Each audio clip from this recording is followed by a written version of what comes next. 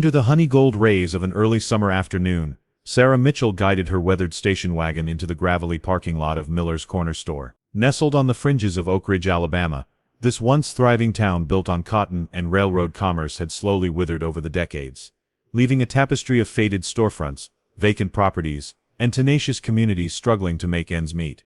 Sarah emerged from her dusty green vehicle, a testament to years of careful upkeep and necessity rather than choice.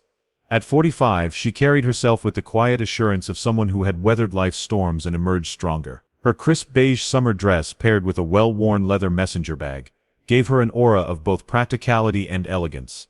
Though new to town, she didn't stand out completely, which was precisely her intention. For Sarah, blending in was crucial to her mission. She wasn't there for groceries or casual conversation. As an investigator for the Alabama Bureau of Investigation, she was working undercover to expose the deeply entrenched corruption within Oakridge's police department. Her assignment carried significant risks, but Sarah understood that her work could transform lives and prevent others from experiencing the injustices she had witnessed throughout her career. A few onlookers glanced curiously in her direction as she walked toward the store entrance, their expressions a mixture of small-town wariness and natural curiosity about the unfamiliar face in their midst. An elderly man rocking on the store's front porch nodded politely, his weathered eyes following her with the quiet assessment of someone who had seen strangers come and go for decades. What did you think of Sarah's introduction to Oakridge? Share your first impressions in the comments below, and let us know if you've spotted any clues about what might happen next in this unfolding story of justice and corruption. Across the street from Miller's Corner Store, a police cruiser sat conspicuously parked outside the town's modest post office. Inside, Officer Thomas Wilson lounged in the driver's seat, his lanky frame relaxed despite his vigilant posture. At 53, Wilson's face bore the permanent smirk of someone who had long ago stopped serving the public and started serving himself. His mirrored sunglasses reflected the world outside, while concealing the calculating eyes that constantly assessed potential targets. Beside him sat Officer Jason Brooks, younger by 12 years but already hardened by the same ruthlessness that Wilson wore like a badge of honor. Brooks's stocky build, strained against his uniform, and his constant fidgeting betrayed a dangerous impatience that residents of Oakridge had learned to fear. "She's definitely not from around here," Brooks muttered, his gaze fixed on Sarah as she entered the store. He drummed his fingers against the dashboard, a habit that often preceded trouble for whoever had caught his attention. Wilson tilted his head slightly, studying Sarah's movements through the store window. The practiced assessment of a predator sizing up potential prey was evident in his posture. "Nope," he agreed, his southern drawl stretching the word. "But that station wagon of hers matches the description of one we've been looking for. Think it's time we had ourselves a little conversation with our visitor." Brooks grinned, revealing teeth stained from years of tobacco use. "Been a slow week anyway. Could use some excitement." An elderly couple walking past the cruiser quickened their pace, their faces tightening with apprehension. They exchanged knowing glances but said nothing. The town had learned long ago that drawing Wilson and Brooks' attention was never beneficial. A young mother across the street noticed the officer's interest in the newcomer, and subtly guided her children to walk on the opposite side, her protective instinct heightened by what was likely personal experience with the duo's brand of law enforcement. The officers remained oblivious to these reactions, or perhaps they simply enjoyed the fear they instilled. Their attention remained fixed on the store entrance, waiting for Sarah to emerge so they could spring their trap. What do you think will happen when Sarah meets these corrupt officers? Have you encountered or witnessed similar abuses of power? Share your thoughts in the comments section, and stay tuned for the next part of this tense confrontation. Inside Miller's Corner Store, Sarah moved with deliberate purpose through the narrow aisles, selecting just enough items to maintain her cover: a loaf of bread, a few apples, and a bottle of sweet tea. The elderly shopkeeper, Mr. Miller himself, watched her with the cautious curiosity reserved for newcomers in small towns. "Don't believe I've seen you in these parts before," he remarked, as she approached the counter, his gnarled hands methodically ringing up her purchases. Sarah offered a measured smile, revealing enough to be polite but guarded enough to discourage further questioning. "Just passing through," she replied. "You have a charming little town here." Mr. Miller chuckled, the sound tinged with the weariness of someone who had witnessed his hometown's slow decline. "Charming enough if you know how to keep to yourself," he said, handing her the paper bag. His eyes held a warning that his words didn't explicitly state. As Sarah stepped back into the afternoon sunlight, her trained instincts immediately registered the shift in atmosphere. The police cruiser she had noted earlier was now parked directly across from the store entrance, and both officers stood outside, their stances deliberately intimidating as they watched her. A few bystanders had paused their activities, their expressions a mixture of concern and resignation. A teenage boy on a bicycle stopped pedaling, his wide eyes darting between Sarah and the officers. An older woman loading groceries into her car shook her head slightly, as if witnessing a familiar unfortunate scene. Officer Wilson approached first, his hand casually resting on his holster, a subtle threat wrapped in a routine gesture. "Afternoon, ma'am," he drawled, dragging out the greeting like he had all day. "Mind if we have a word?" Sarah faced him squarely, her posture calm but alert. "Is there a problem, officer?" Brooks circled around to her side, creating a deliberate sense of entrapment. "Interesting thing," he said, his voice tight with barely concealed aggression. "Your vehicle matches the description of one involved in a robbery last night. Care to explain that coincidence?" "That's impossible," Sarah replied evenly. "I've been driving straight through since yesterday morning." Wilson's smirk widened as he stepped closer, deliberately invading her personal space. "Well then, I suppose you won't mind coming down to the station to clear things up." Before Sarah could respond, Brooks grabbed her arm, twisting it behind her back with unnecessary force. The groceries tumbled to the ground, apples rolling across the gravel, as he snapped handcuffs onto her wrists. The small crowd of onlookers reacted visibly. A woman gasped, quickly covering her mouth. The teenage boy pedaled away rapidly. Mr. Miller appeared in the doorway of his store, his face etched with helpless concern. But no one intervened. Years of witnessing similar scenes had taught the townspeople the cost of challenging Wilson and Brooks. Sarah didn't resist the arrest. Her mind catalogued every detail of the interaction. The lack of probable cause, the excessive force, the smug satisfaction on their faces. This was precisely the pattern of abuse she had come to document. And now she was experiencing it firsthand. Have you ever witnessed an abuse of power that left you feeling helpless? How would you react in Sarah's situation? Share your thoughts in the comments and join us next time as we follow Sarah to the Oakridge police station. As the police cruiser sped down the familiar streets of Oakridge, Sarah gazed out the window, her heart heavy with a mix of anger and determination. The landscape of her childhood home unfolded before her eyes, a bittersweet reminder of the past. The once vibrant community had succumbed to neglect. Boarded-up buildings and overgrown lots lined the streets she had once roamed freely as a child. The church where her parents had worshipped stood forlorn, its paint peeling and its doors long shut, symbolizing the faith that had faded over the years. The diner where she had worked her first job had transformed into an empty lot, grass sprouting through cracks in the asphalt, a testament to the town's decline. But it was the deeper rot, the systemic corruption that lay beneath the surface, that truly haunted her. Inside the cruiser, Officer Wilson and Officer Brooks shared self-satisfied glances, their laughter punctuating the tense atmosphere. Sarah could hear snippets of their conversation, taunting remarks about her and their supposed triumph over a criminal. The officers were emboldened by a long history of unchecked power, their arrogance evident in every word they spoke. As they approached the police station, Sarah's mind raced with strategies. She had seen countless instances of misconduct in her line of work, but experiencing it firsthand was a different reality. The ride to the station felt interminable, each passing moment a reminder of the unjust system she was fighting against. The tension in the air was thick, almost suffocating, as they pulled into the parking lot. Stepping inside the station, Sarah observed the rows of desks, filled with officers who paused their duties to gawk at the new arrival. She caught their curious glances, but their expressions were not of sympathy. They were merely spectators at a spectacle they had grown accustomed to.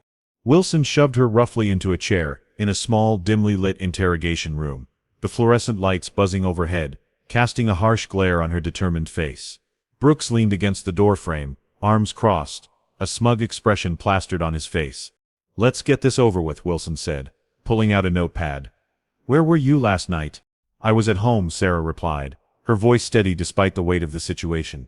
"Funny, because our witnesses seem to remember seeing you at the scene of the robbery," Wilson shot back, leaning closer, his breath heavy with condescension.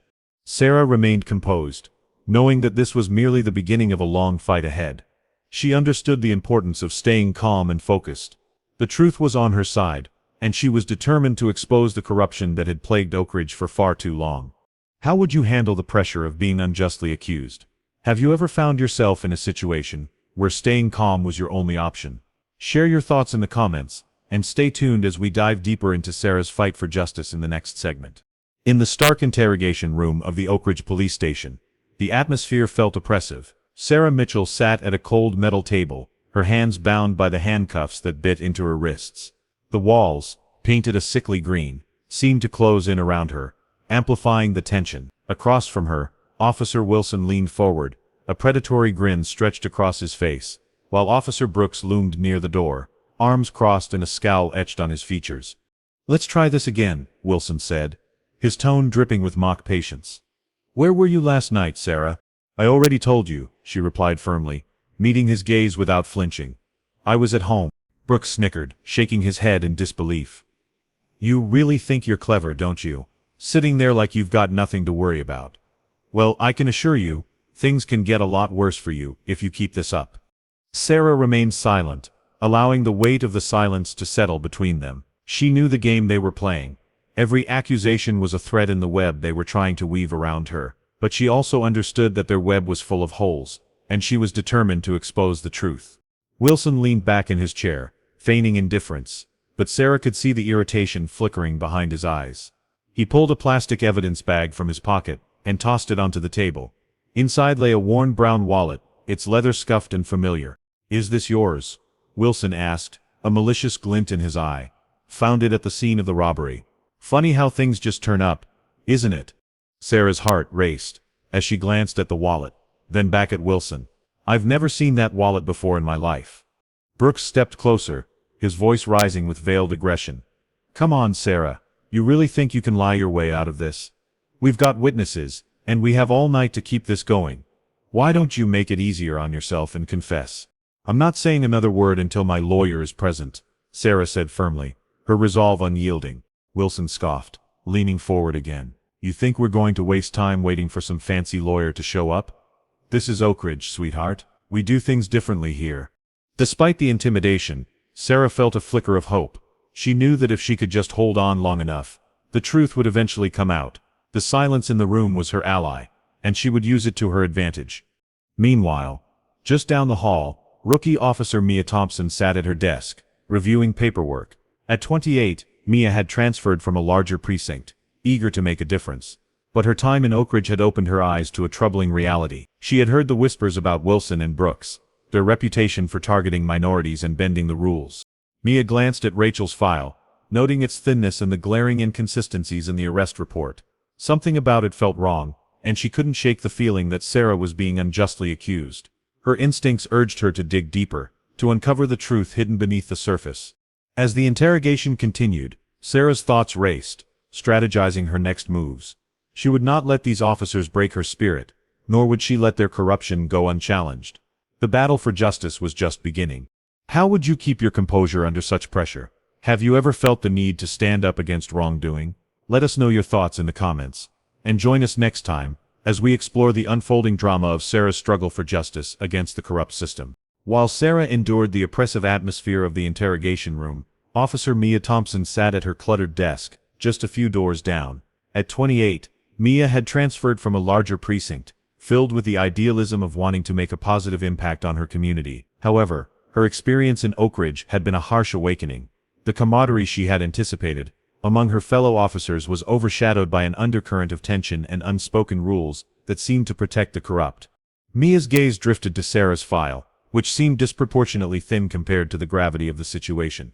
She flipped through the paperwork, her brow furrowing in confusion. The arrest report was hastily written, lacking in critical details and riddled with vague statements that raised red flags in her mind. The whispers she had heard about the questionable practices of Officers Wilson and Brooks echoed in her thoughts, making her stomach churn. The more she examined the file, the more she sensed something was amiss. Sarah's arrest seemed to follow a pattern, one that involved racial profiling and unjust treatment of individuals who were often left without a voice. Mia's instincts urged her to dig deeper, to investigate the discrepancies that seemed to plague the case. She felt a growing unease in her chest, a moral tug-of-war between her loyalty to the badge and her duty to seek the truth. As she pulled up the records of previous arrests made by Wilson and Brooks, Mia's heart sank. The documents revealed a disturbing trend of false reports and missing evidence, all pointing to a systematic abuse of power. It was as if the weight of the injustices she was uncovering bore down on her, igniting a fire within her that demanded action. Determined to do the right thing, Mia made her way to the interrogation room where Sarah was being held. She hesitated for a moment, heart racing at the thought of confronting her colleagues.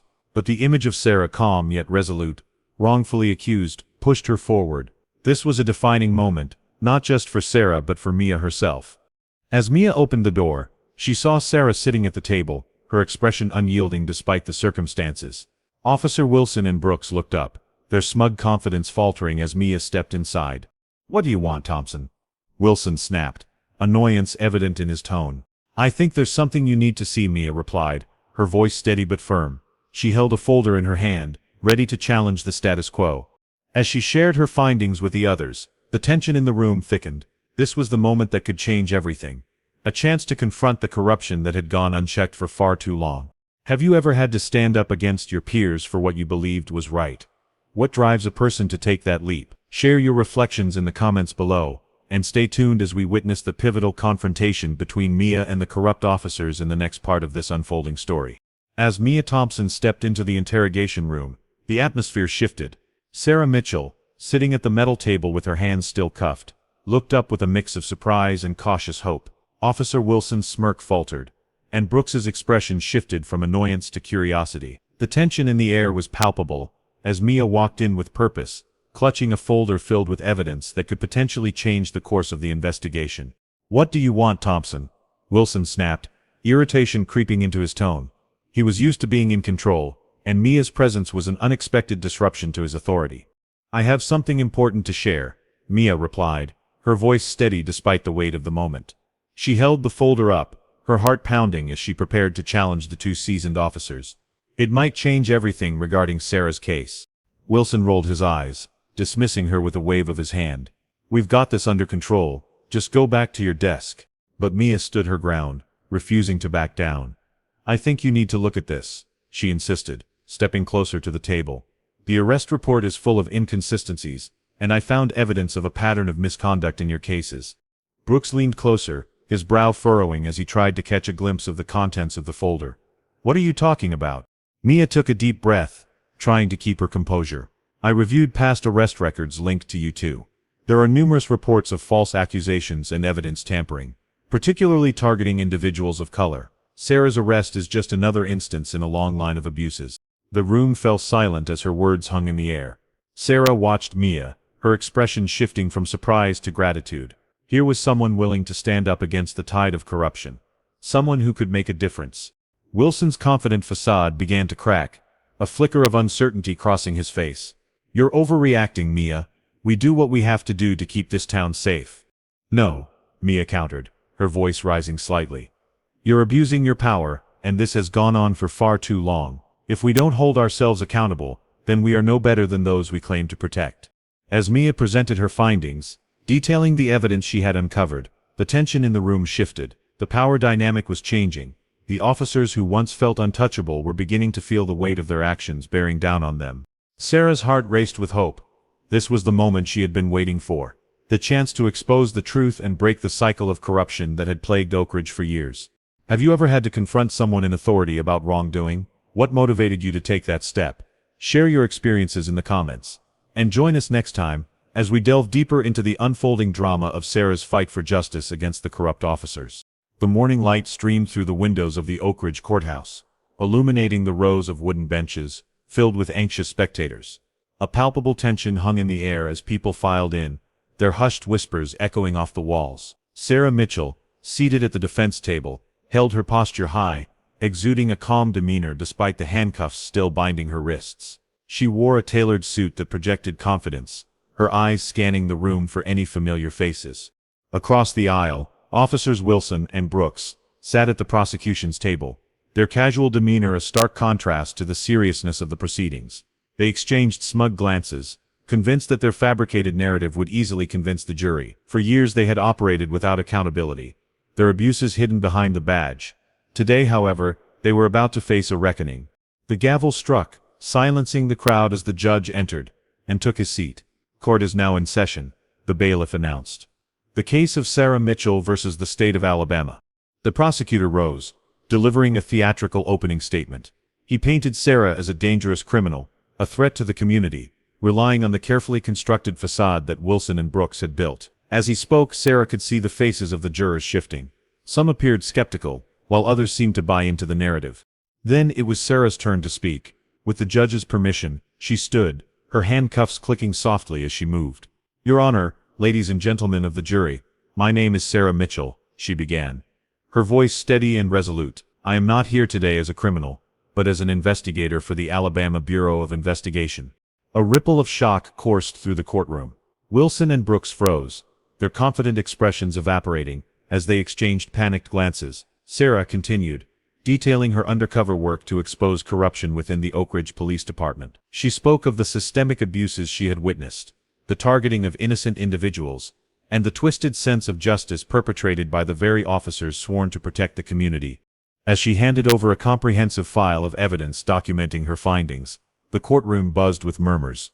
The judge's brow furrowed as he began to review the documents, his expression growing increasingly serious with every page he flipped.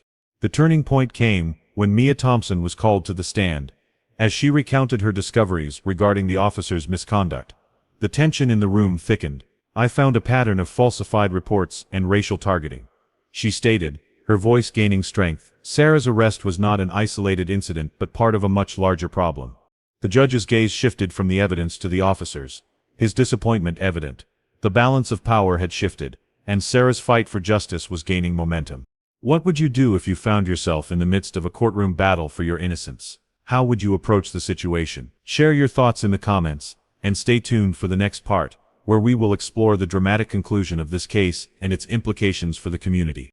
As the courtroom buzzed with anticipation, the atmosphere grew tense as Mia Thompson took the stand. Her heart raced, but she was determined to do what was right. The weight of the moment rested heavily on her shoulders. Aware that her testimony could be pivotal in the case against Officers Wilson and Brooks, she glanced at Sarah, who offered her an encouraging nod, a silent reminder that she was not alone in this fight. Mia raised her right hand and swore to tell the truth, her voice steady as she began recounting her investigation. "When I first reviewed the arrest report for Sarah Mitchell, I noticed several inconsistencies. The report seemed rushed, lacking essential details that are standard protocol in such cases." She paused, allowing the jury to absorb her words. The prosecutor, a man in his 40s with a sharp suit and an even sharper demeanor, stood up to challenge her. "Officer Thompson, are you implying that the established officers of this department acted improperly?" Mia met his gaze, unwavering. "Yes, sir, I found a disturbing pattern in their arrest records. Numerous cases involved individuals from marginalized communities, and the reports consistently lacked the necessary evidence and due process. It was as if they were targeting specific groups without justification." Gasps rippled through the courtroom as murmurs spread among the audience. Sarah felt a surge of hope at Mia's courage. This was the moment when the truth began to surface, breaking the silence that had long shrouded Oakridge. The defense attorney seated next to Wilson and Brooks attempted to undermine Mia's credibility. "You've only been in Oakridge for a short time. How can you claim to understand the complexities of law enforcement here?" Mia's expression hardened. "I may be new, but I can recognize when the law is being manipulated for personal gain. I refuse to turn a blind eye to misconduct, no matter who is involved."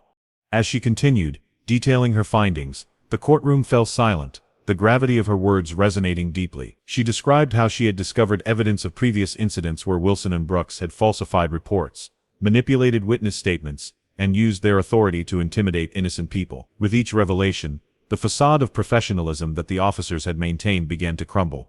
When Mia finished her testimony, the judge leaned forward, intrigued. "Thank you, Officer Thompson. Your insights have shed light on a serious issue within this department." The prosecution struggled to respond, their case unraveling under the weight of the evidence presented. Sarah sat in her chair, her heart racing as she realized they were finally making headway against the corruption that had plagued her town for too long.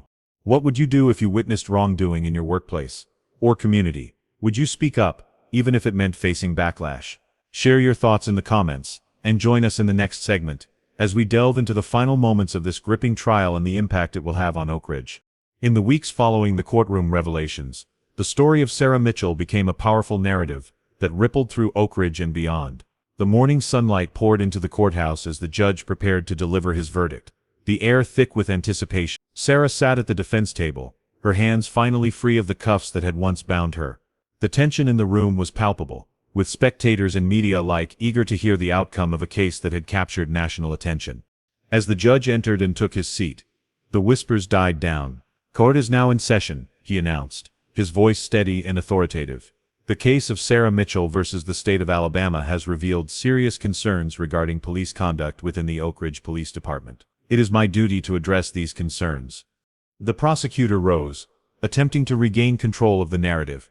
Your Honor, the evidence presented was circumstantial at best. Sarah Mitchell is a criminal who used deceit to undermine our law enforcement. But the judge held up a hand, silencing the prosecutor.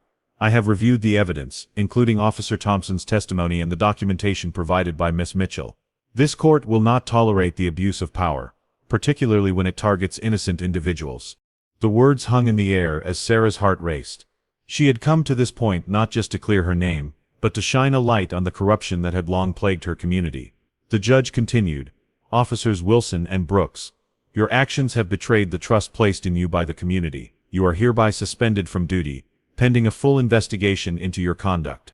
Gasps filled the courtroom as Wilson's face turned a shade of crimson. Brooks shifted uncomfortably, the weight of the judgment pressing down on him. The judge's decision marked a turning point, a moment of accountability that many in Oakridge had long hoped for. In the days that followed, Sarah's case ignited a movement for reform in Oakridge. Community members gathered, united in their demand for transparency and accountability in law enforcement. The local government began to implement new policies aimed at ensuring oversight and preventing future abuses of power. Sarah returned to her role as an investigator, more determined than ever to advocate for justice and integrity within the system. Although the road ahead was uncertain and fraught with challenges, she knew that change was possible, and the fight for justice continued. As the story of Sarah Mitchell spread, it inspired others across the nation to speak up against injustices in their communities. The power of one voice, combined with the courage of others, had the potential to spark profound change. Have you ever been inspired to take action after witnessing an injustice? How did it impact your community? Share your thoughts in the comments, and thank you for joining us on this journey. If you enjoyed this story, stay tuned for more inspiring narratives from Flourishing Tales.